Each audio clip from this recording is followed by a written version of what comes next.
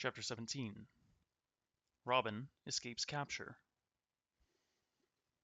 The great moon floated in the sky. The four fellows walked the road like four shadows. They came to an inn, and Robin suggested they stay the night. "We are still very near London, uncle," said Will Scarlet.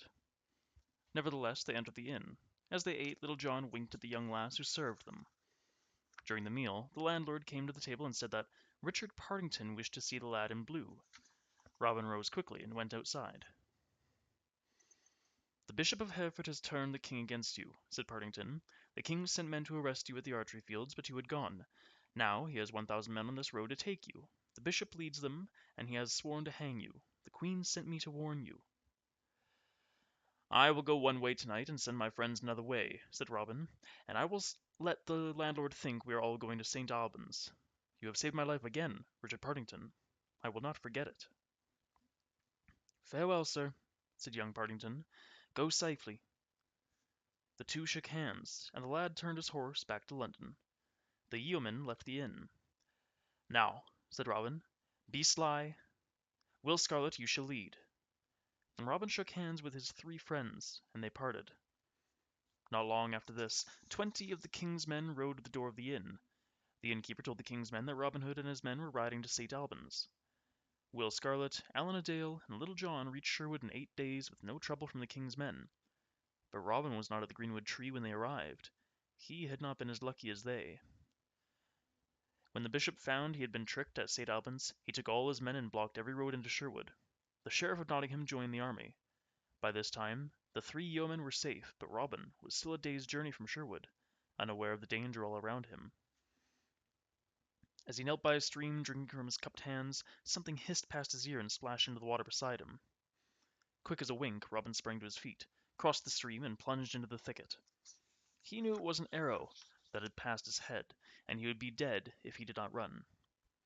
6 more arrows rattled after him, and one would have wounded him badly, but it struck his coat of steel. 7 men came after him, but Robin knew the ground better than they, and he soon left them far behind. He had gone a mile when he saw another band of the king's men over a hill. Before they could see him, he turned and ran back the way he had come. He ran mile after mile until he could run no more.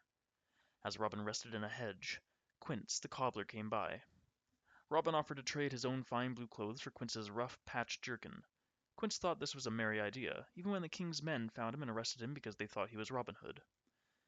Robin was so tired he couldn't walk any further. A storm was coming, and he decided to spend the night at an inn.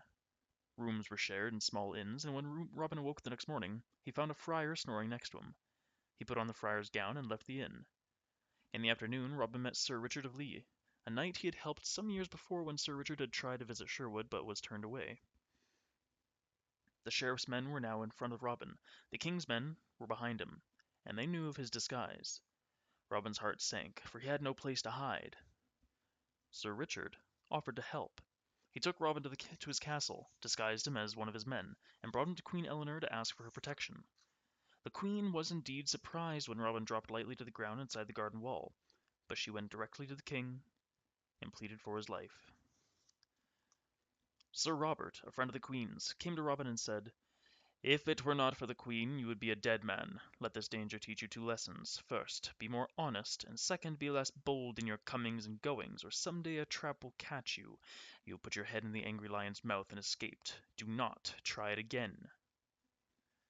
The queen returned with Edward Cummingham, the king's head page, and announced that the page would take Robin safely back to Sherwood and see that no harm came to him. 3 days later they set out. They passed many of the king's men returning to London, but none of them stopped the 2 travellers. It was the queen who had saved Robin.